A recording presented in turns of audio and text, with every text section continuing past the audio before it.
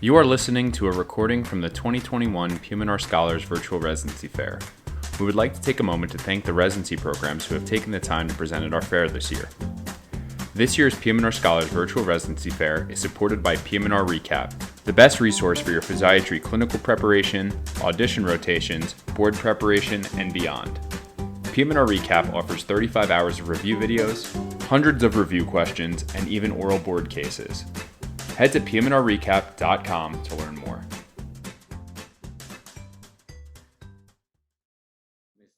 I'll stop share. I'll talk and go through the points I'm going to make. And there's just a video that we'll miss them. So I'm from Mount Sinai. My name is Miguel Escalon. I'm the residency program director. And we have a few residents here that can answer some questions later. So we're happy to be here. Mount Sinai is located in New York, in Manhattan. We're right across the street from Central Park. Our mission is to generate well-rounded, diverse, passionate, empathetic physiatrists, basically physiatrists that are good at what they do and are good people. Our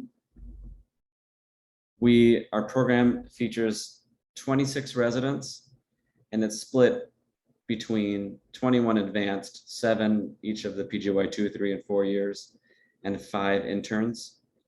So every year we match 5 categorical and 2 advanced.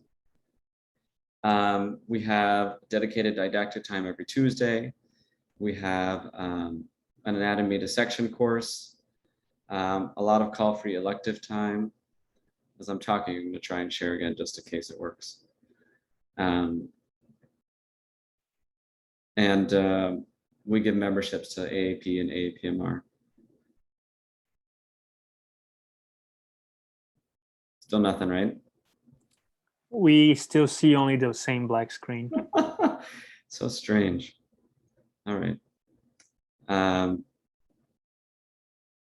So I can share that. What I'll do, Vinny, at the end of this is I'll share the link for this presentation so people can go through it on their own if they so. So one thing to remember, there are, as far as I know, there are 2 categorical residencies in New York State, but we're the only one in New York City. And since we do have 2 spots that are advanced, the reason that we do that is because we know people have maybe family obligations, or, they have a significant other that may not be able to pick up and move to start intern year, because from match to July to start is a short time, relatively speaking, if you have those obligations. So we save 2 spots as advanced and the rest are categorical. But if you, in the end, after interviewing and everything else, if you're feeling a certain way about Mount Sinai, you have to rank both tracks. If you only rank advanced, for example, then you're only putting yourself out there for 2 of 7 possible positions. And there are other programs that are like that as well. So like any program that has both advanced and categorical, you'll have to rank both. The PGY 1 year or the intern year does have elective time. So it houses 1 month of PM&R time, which is the max that the ACGME allows. And then there's above and beyond that other electives. For example, this year the interns are doing neurology and some neuroradiology and some other things that we've kind of catered for them. But there's about another 2 months of elective time, give or take, as an intern. And almost all of them, in addition to clinical PM&R, which is 1 month, do some research time with us. This year, I think every single intern has either published or is actively working on a study that should lead to publication. And that's a direct result of the elective time that they've gotten. In your PGY 2 through 4 years, you'll get to spend time on our inpatient units. We're the only place in New York State to have both spinal cord and brain injury model systems. And you don't have to know what that means, except it means we provide really good inpatient care and have a certain amount of research. And we have a lot of outpatient time at Mount Sinai proper with a lot of intervention. And as a resident, you'll get somewhere between 3 and 4 months of elective time. So if there's anything you want to do, auditions for fellowships or anything else that you felt like you were didn't see or wanted to see more of, that's what the elective time is for. In terms of our leadership structure, you see me here. And there's Dr. Herrera, who's our chair. And I have pictures of a lot of people that I guess we will leave for when you go look at this on your own. But we have obviously a spinal cord injury fellowship, a brain injury fellowship, a sports fellowship, all housed within our department. We're in very early planning for a pediatric fellowship that's looking at like 2 to 3 years out, if things go perfectly as planned. We have two pain fellowships within the Mount Sinai Health System. They're both housed within anesthesia. Mount Sinai has a long history of creating leaders in the field. The current chairs at Harvard Spalding, NYU Rusk, Kingsbrook, Northwell, Kessler, the current interim chair of internal medicine of the whole Mount Sinai Health System, were all PM&R graduates of our department. So there's a lot of history there in what our training holds and how people see and value the residency training from Mount Sinai. You can't see the list that I created. I wonder if I can copy and paste this into the chat. Won't let, I have to edit. But for the most part, we have an excellent fellowship match rate. I can never promise anyone that they will get their first choice of fellowship. But we've never had anyone want to do a fellowship that couldn't. And if I can find a way to copy and paste this list, this is the list of what the residents have done the last 8 years. We also have residents go straight into private practice. No, it's not letting me paste. It must be too long.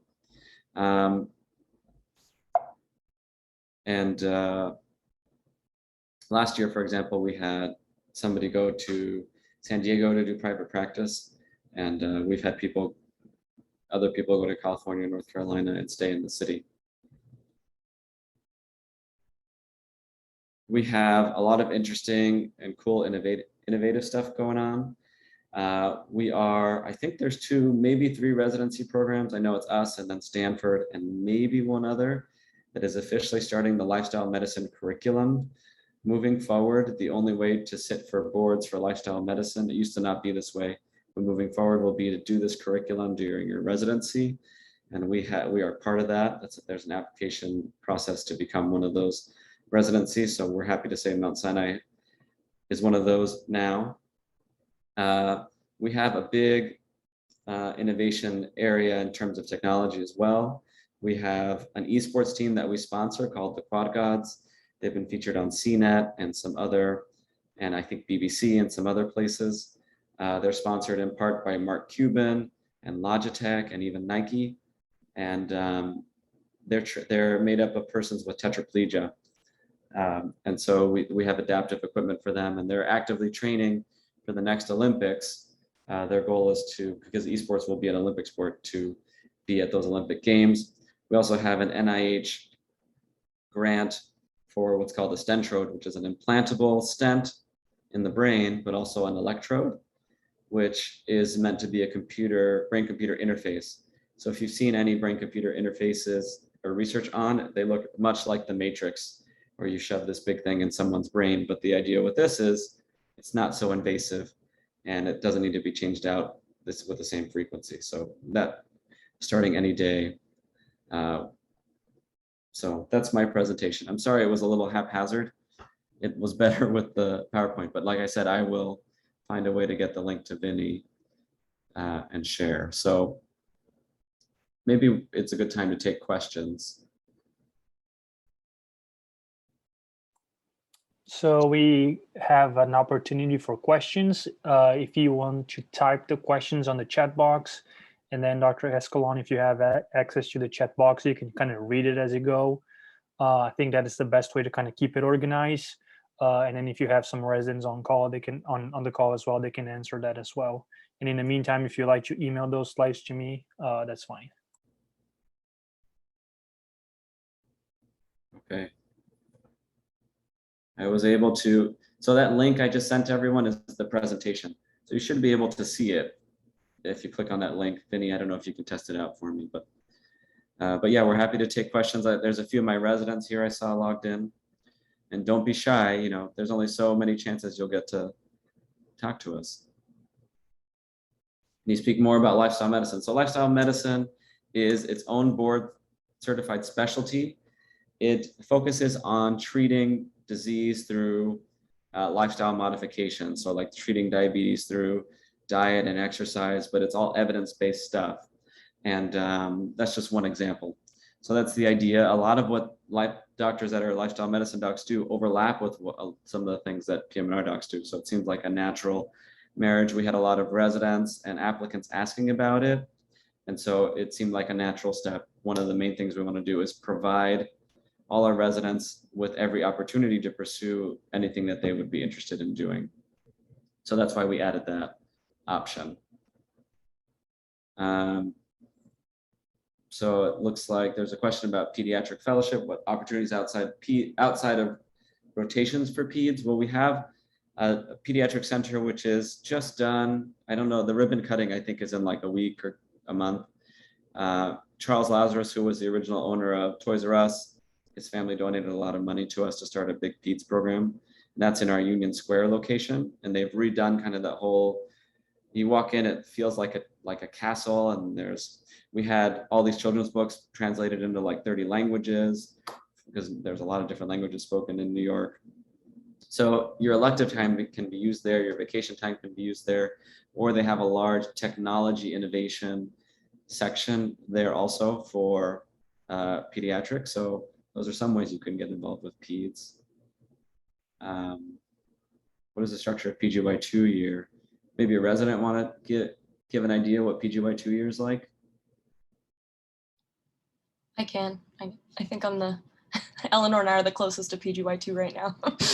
So I'm a new PGY3. My name's Carly. Nice to, can I do my video? I guess I will while I'm speaking here. Hi, everyone. So PGY2 at Mount Sinai, it's more weighted on the inpatient versus outpatient, I would say, between 7 or 8 months of a mixture of spinal cord injury and traumatic brain injury. We have a floor for each of those that's designated. And then the rest of the months are a combination of like pediatrics, consults, VA, like outpatient pain clinic. And I think that covers the rotations as a 2. Yeah. Like 2/3 inpatient and then like 1/3 inpatient as a PGY3. So your 12-month mandatory inpatient is split over those first 2 years. So it looks like there's a question, structure of PGY 2-year, we talked about that a little bit. Do you get pain exposure as a PGY2? Yes, you get some at the VA, but not a lot of fluoro. You might get some fluoro at the VA, although it's limited. Most of that will come in your PGY 3 and 4-year, but we do have interns that have gotten pain exposure with their elective time. So that's a possibility. Can a resident tell us what their day is like, especially how it may change from first year to the upper years? Somebody want to take that? What's your day like? So I am Eleanor. Let me see if I can turn on my camera too. You guys have 5 minutes. Thanks, Vinny. Oh, it's not letting me start my video. That's okay. Just talk. Anyway, so the day-to-day, if you're on inpatient, your day starts at 7 a.m. You get sign out, and depending on whether you're on the TBI or a CI unit, you will pre-chart on your patients, see some of them if you can before rounding, you round. Then in the after, try to get as many to-dos as you want during the morning. Depending on what day it is, on Tuesday mornings, we have didactics. And then during the rest of the week, depending on the rotation, we have education in the afternoon. It could be a journal club, it could be a fellow didactic, it could be a med student presentation. In addition to rounds with other specialties, like with the therapist for wound rounds, or with the neurologist for urology rounds. So it's a kind of like a variety of education and working with other disciplines. And then admissions usually come in the afternoon, and sign outs at 5:30. And that's probably like our hardest rotation.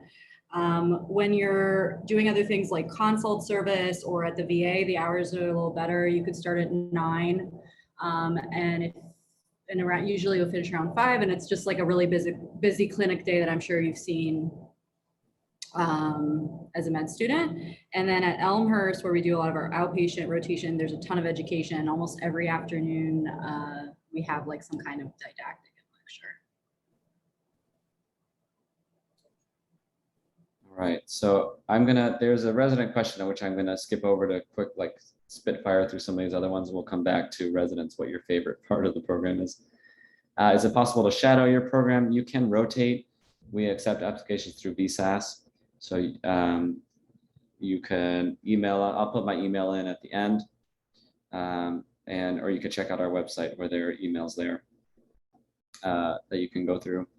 Sports medicine curriculum, you do anywhere, depending on how you use your elective time, between 8 and 12 months of sports/interventional time.